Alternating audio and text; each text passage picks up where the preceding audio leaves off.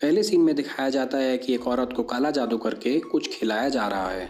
फिर एक शेफी नामक लड़की को दिखाया जाता है जो कि रेस्टोरेंट की हेड शेफ है, पर वो अब अपना रेस्टोरेंट शुरू करना चाहती है और ये बात वो ऑनर को बताती है। पर ऑनर बहुत नाराज़ हो जाता है और शेफी को बोलता है कि तुम मुझसे दुगने पैसे ले लो पर तुम यही काम करो।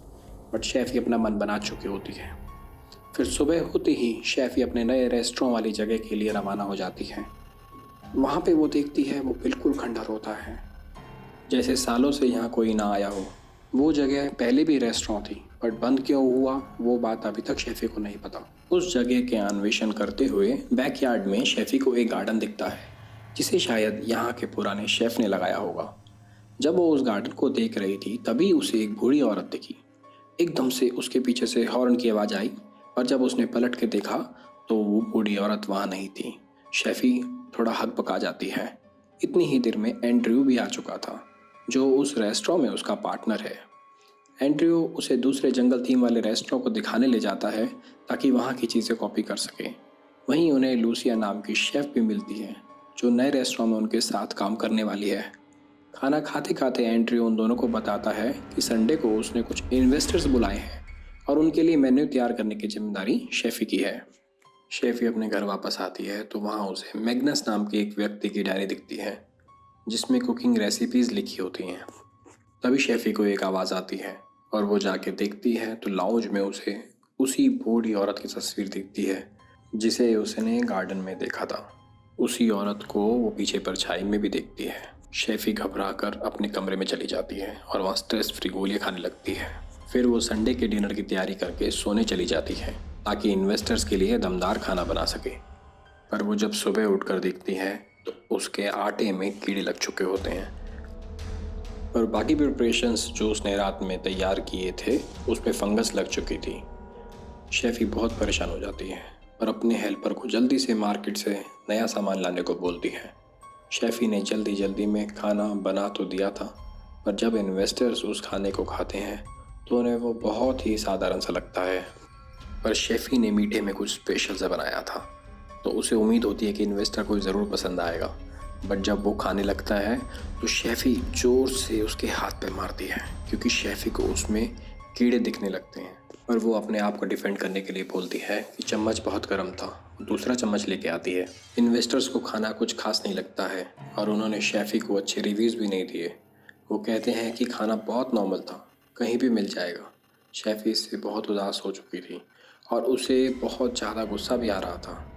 एंड्रयू भी शेफी से नाराज़ होकर जहाँ से चला जाता है। इतने में शाम हो जाती है। शेफी को फिर से वही अजीबोगरीब आवाज़ आती है और वो गार्डन में चाकू लेके जाती है और सोचती है कि जो कोई मिलेगा उसको मार दूंगी। जब वो वहाँ पहुंची तो उसे बस एक रैबिट दिखता है जिसका पीछा करते करते एक ऐसी जगह पे पहुंचती है जहाँ पर एक गेट लगा हुआ है जिसके अंदर रैबिट भागता हुआ गया तो शेफी भी उसके अंदर उसके पीछे चली गई। अंदर जाने पे उसे बहुत खूबसूरत सा गार्डन दिखा जिसके फल पौधे शेफी ने आज तक ऐसे फल और पौधे नहीं देखे थे। हाँ, उसे एक फल दिखता है लाल रंग का जिसमें वही कीड़े दिखाई देते हैं जो उसके आटे में लगे थे। उसे देख के शेफी घबरा कर गिर जाती है और उसका सर एक पत्थर पर लगता है। गिरने के बाद शेफी को वही बूढ़ी औरत दिखती है जो उसे कहती है feed the soil, feed the soil. But शेफी बेहोश हो जाती है। सुबह होते ही शेफी अपने आप को बेड पे पाती है और इससे पहले वो कुछ समझ पाती कि ये सब कैसे हुआ, एंड्रयू उससे मिलने आ जाता है। उसे बताता है कि इन्वेस्टर्स को खाना बिल्कुल पसंद नहीं आया तो उन्होंने इन्वेस्ट करने से मना कर दिया है और वो तभी इन्वेस्ट करेंगे जब वो दूसरा शेफ लेके आएगा। शेफी को ये बात सुनकर बहुत गुस्सा आता है, मानो उसका गुस्सा दूसरे आसमान पर चला गया हो क्योंकि उसने इस सपने के लिए अपनी नौकरी छोड़ दी, अपना घर तक छोड़ दिया। अब उसके पास इसके अलावा कुछ नहीं है। पर एंड्रयू नहीं मानता। शेफी अपने आप पर काबू पाती है और एंड्रयू से केवल 2 हफ्ते का समय मांगती है और कहती है कि वो सब कुछ ठीक कर देगी। शेफी फिर से अपने जी जान से खाना बनाने में लग जाती है पर किसी भी दिन उसका खाना अच्छा बन ही नहीं रहा था। उसे इस बात का क्लू नहीं लग रहा कि वो गलती कहाँ कर रही थी। उसी दिन उसे एक फल उसकी जेब में मिलता है और ये वही फल था जो उसने गार्डन में देखा था और वो उसको साइड में रख कर फिर से खाना बनाने में लग जाती है। इस बार भी खाना अच्छा नहीं बन रहा था और गलती से वो उस फल को चखती है। वो देखती देखती है कि वो फल बहुत ही ज्यादा डिलीशियस है। उसे खाकर शेफी को समझ में आया कि उस गार्डन के फल बहुत ही मजेदार है, क्यों न उसी गार्डन के फलों से खाना बनाया जाए। तो वो बिना कुछ सोचे समझे चाकू लेके गार्डन में जाती है और सब पौधों के सैंपल ले आती है। जब उसने सैंपल्स चख के देखे तो वो देखती है कि इस गार्डन के फल तो बहुत स्वादिष्ट हैं और इनके पौधों का टेस्ट तो और भी मजेदार है। वो सबके टेस्ट और फ्लेवर लिखकर नोट्स बना लेती है ताकि उसे याद रहे कौन सी चीज किस डिश में यूज करनी है। उसने गार्डन की एक लकड़ी पर अजीब सा सिंबल भी बना देखा था। उसने यही सिंबल बूढ़ी औरत की तस्वीर में भी देखा था। उसे समझ में आया ये गार्डन जरूर उस लेडी ने लगाया होगा। फिर शेफी जब गार्डन को सर्च कर रही थी तो उसे एक ऐसी बुक भी मिलती है जिसमें सभी पौधों की इंफॉर्मेशन थी, जिससे शेफी श्योर हो गई उससे पहले भी किसी ने इन फलों और पौधों से खाना बनाने की कोशिश करी है। खैर, वो उसी गार्डन के फलों और पौधों से खाना बनाना फिर से शुरू करती है और अपनी दूसरी शेफ़ को टेस्ट कराती है। अब वो एकदम हैरान हो जाती है कि इतनी सिंपल सी डिश इतनी ज़्यादा टेस्टी कैसे हो सकती है। जब उसने शेफ़ी से पूछा कि इसके इंग्रेडिएंट्स कहाँ से खरीद के लाई हो, तो शेफ़ी ने उसे गार्डन के बारे में नहीं बताया और झूठ बोल दिया कि उसके कोई नया वेंडर है जो मार्केट में आया है। एक दिन की बात है जब शेफी और उसकी शेफ गार्डन में बैठ के बात कर रहे थे। इन्हें गार्डन के पास एक बूढ़ा आदमी दिखता है तो शेफी फौरन से उस आदमी के पास जाती है और उसे आवाज लगाती है कि तुम कौन हो और यहाँ क्या करने आए हो। पर वो आदमी शेफी के आने से पहले ही वहाँ से गायब हो जाता है। शेफी का हेल्पर जो वहीं का लोकल था उसे बताता है कि पहले इस जगह पर चुड़ैल रहती थी जिसने इस गार्डन को बनाया है। इस गार्डन की चीजों से बनी हुई डिश खिलाकर दूसरे लोगों को अपने वश में कर लेती थी और अपने साथ रहने के लिए मजबूर करती थी। और ये बात एक दिन गाँव में फैल गई और जब सब लोग चेक करने आए तो चुड़ैल वहाँ से भाग गई और उसके गार्डन में कीड़े लग गए। और ये बात काफी पुरानी है, कितनी सच है कितनी झूठ ये कोई नहीं जानता। और शेफी उसे बताती है कि उसने उस बूढ़ी औरत को देखा है, शायद वो चाहती है कि वो उसके गार्डन की देखभाल करे। और शेफी बिल्कुल वैसा ही करती है जैसा वो लेडी चाहती थी। दिन में तो वो गार्डन की देखरेख करती और रात में अपने रेस्टोरेंट के लिए उन्हीं पौधों के टेस्ट से वो रेसिपीज के नोट्स बनाती। उसने अपने मेन्यू के नीचे सेम सिंबल बनाया जो गार्डन की लकड़ी पर बना था और वही सिंबल ओल्ड लेडी की पिक्चर में भी था। पर जैसे ही उसने ये सिंबल बनाया उसे एक अजीब सी साउंड आई। वो साउंड बेसमेंट से आई थी जिसके अंदर एक टनल भी थी। वो जब अंदर गई तो वहाँ उसे गार्डन से रिलेटेड चीजें दिखाई दी। इतने में एक डरावना हाथ शेफी की तरफ बढ़ता है जिसे देखकर वो काफी घबरा गई, जैसे वो गार्डन की हिफाजत करने को कह रही हो। Feed the soil, feed the soil, same आवाज उसको सुनाई दी। लेकिन वो इतना डरावना सीन था कि शेफी वहाँ से भाग कर छुप गई और अपने कमरे में वापस आ गई। उसे डर के कारण बुखार भी हो गया था। पर सुबह वो फिर से काम पर लग जाती है। शेफी ने गार्डन की चीजों से बनी हुई डिशेज एंड्रयू को खिलाई, जिसको खाके एंड्रयू का दिल गार्डन गार्डन हो गया और उसने नेक्स्ट वीक ही ग्रैंड ओपनिंग डिक्लेयर कर दी। एंड्रयू ने सारे स्टाफ को मीटिंग के लिए बुलाया और इस मीटिंग के बाद जब शेफी किचन में गई तो उसने देखा कि सब कुछ बिखरा हुआ है और एक आदमखोर आदमी खुद की उंगली खा रहा था, जिसे देखकर वो चौंक गई और चिल्लाने लगी। जिसे सुनकर एंड्रयू वहां पर आ गया और उसने उस आदमखोर का नाम लिया और तुरंत ही एम्बुलेंस को बुलाया। शेफी की साथी ने उसे बताया कि वो पुराना शेफ था जिसने बिल्कुल शेफी की तरह ही लाजवाब मेन्यू बनाया था। पर फिर वो पागल हो गया और एंड्रयू को रेस्टोरेंट बंद करना पड़ा। पहले भी एंड्रयू ने ही ये जगह रेंट पे ली थी और इस बार तुम्हारे साथ वो फिर से स्टार्ट करना चाहता है। शेफी ने उस डायरी को याद किया जिसमें गार्डन के पौधे और उनके टेस्ट के बारे में लिखा था। वो समझ गई कि वो डायरी इसी शेफ की थी जो पागल हो गया है। उसमें डरावनी सी ड्राइंग भी बनाई हुई थी और ऐसे ही हेलुसिनेशंस शेफी को भी आते थे। उसे लगा कि ऐसा जरूर उस गार्डन के पौधों की वजह से हो रहा है और वो भी जल्द पागल हो जाएगी अगर वो इनके पौधे और फल यूज करती रही। वो तुरंत किचन में जाकर काम बंद करवा देती है, यहाँ तक कि जो नोट्स उसने इतनी मेहनत से बनाए थे उन सबको जला देती है, जिसमें उसने रेसिपीज और गार्डन के पौधों के बारे में लिखा था और गार्डन का सिंबल भी बनाया था। जैसे ही वो सिंबल चलता है शेफी को ऐसा महसूस हुआ जैसे उसकी तरफ कोई दौड़ा चला रहा है। जैसे ही उसने पीछे मुड़ के देखा तो ठीक सामने एक डरावनी बूढ़ी औरत थी, जिससे शेफी चिल्लाई और इतना डर गई कि वो जंगल की तरफ भागी और गार्डन के सभी पौधों को उखाड़ फेंकने लगी और उस बूढ़ी औरत की तस्वीर को जो उसने किचन में लगाई थी उसे भी बाहर फेंक दिया। सुबह जब बाकी शेफ काम करने आए तो शेफी ने जल्दी से मेन्यू चेंज करने को कहा। इस इंस्टेंट मेन्यू चेंज की वजह से दूसरे शेफ से उसकी बहस हो गई और वो छोड़कर चली गई। शेफी ने गार्डन से लाई सारी सब्जियों को फेंक दिया और टीम से नया मेन्यू बनाने को कहा। पर वो इतनी जल्दी में सब कर रही थी कि उसको पता ही नहीं चला उसने कब अपनी पूरी उंगली काट दी। पर ना जाने क्यों से दर्द महसूस ही नहीं हो रहा था और शेफी को तो तब पता चला जब आसपास के लोगों ने उसे बताया।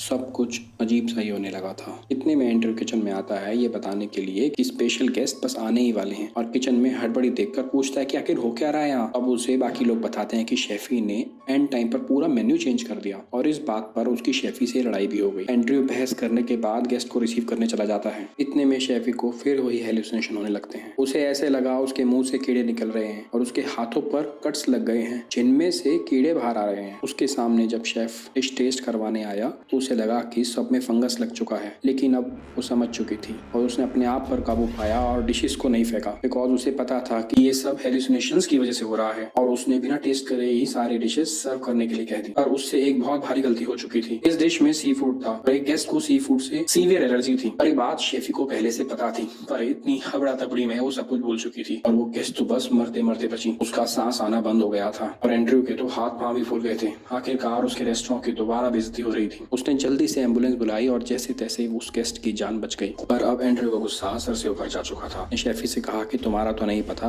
पर मैंने अपनी लाइफ की जमा पूंजी इस रेस्टोरेंट में लगा दी है और पहले ही दिन तुमने रेस्टोरेंट की रेपुटेशन खराब कर दी। इससे शेफी काफी दुखी होती है और अगली सुबह शेफी एक न्यू होप के साथ टूटती है और सोचती है कि आज वो जो भी करेगी ठीक ही करेगी। उसने देखा कि जो शेफ कल गुस्से में चली गई थी वो वापस आ गई है। शेफी ने उसको वापस आने पर थैंक यू कहा और उसे नहीं पता था कि वो वापस आई थी एंड्रयू के कहने पर। एंड्रयू ने शेफी को बताया कि इन्वेस्टर्स ने शेफ बदलने पर जोर डाला है, नहीं तो वो इन्वेस्ट नहीं करेंगे और वो दूसरी शेफ से खाना बनाने के लिए बोलता है और शेफी कहीं दूर इस रेस्टोरेंट को छोड़कर चली जाए। शेफी तो बस गुस्से से बौखला चुकी थी। एंड्रयू ने उसे बेसमेंट में आकर बात करने को कहा। शेफी गुस्से में एंड्रयू पर भड़कने लगती है और कहती है कि उसने ही इस जगह को जंगल से रेस्टोरेंट बनाया है, एक एक चीज उसने खुद साफ की है, अकेले ही पूरा गार्डन लगाया है और आज यहाँ तक पहुँचाया है कि लोग तसल्ली से बैठकर डिशेज एंजॉय कर सके, और तुम मुझे ही निकाल रहे हो। इतने में उसने एक लोहे का हैंडल उठा लिया। वो एंड्रयू को डरा के किचन में जाने ही वाली थी कि एंड्रयू ने उसे चालाकी से उस बेसमेंट में लॉक कर दिया। शेफी चिल्लाती रही कि उसे जाने दो, पर उसकी आवाज किसी को सुनाई नहीं दे सकती और एंड्रयू वहां से बाहर चला जाता है। आखिर उसके काफी गेस्ट आने थे। दूसरी शेफ एंड्रयू से पूछती है कि शेफी कहाँ है और बोलती है कि शेफी के बिना कुछ नहीं बन पाएगा, सब कुछ उसी को पता है। एंड्रयू ने कहा शेफी अपना हिसाब करके वहां से जा चुकी है और आज से तुम ही हेड शेफ हो, आज इवेंट तुम ही संभालना है। लेकिन उसने तो बस सीखना शुरू ही किया था, वो इतना बड़ा इवेंट खुद नहीं संभाल सकती थी। शेफी भी उस कमरे से निकलने की खूब कोशिश करती है, लेकिन उसकी सब कोशिश नाकाम जाती है। बेसमेंट में रोशनदान से उसने गाड़ियों की आवाज सुनी और जोर जोर से चिल्लाकर मदद की हुंकार लगाने लगी, पर कोई उसे सुनने वाला नहीं था। उसे वहां पर एक छोटा सा दरवाजा दिखाई दिया जिसको खोलने पर एक टनल थी जो बाहर जाके खुलती थी, पर उसका दरवाजा भी बंद था। वो उसे खोल नहीं पाई और थक हार के वहीं बैठ गई। जहां वो बैठी थी वहीं भूकंप सा आने लगा और सब कुछ जोर जोर से हिलने लगा। तभी उसने देखा जहां वो बैठी थी ठीक उसके सामने एक और दरवाजा है जिसके पीछे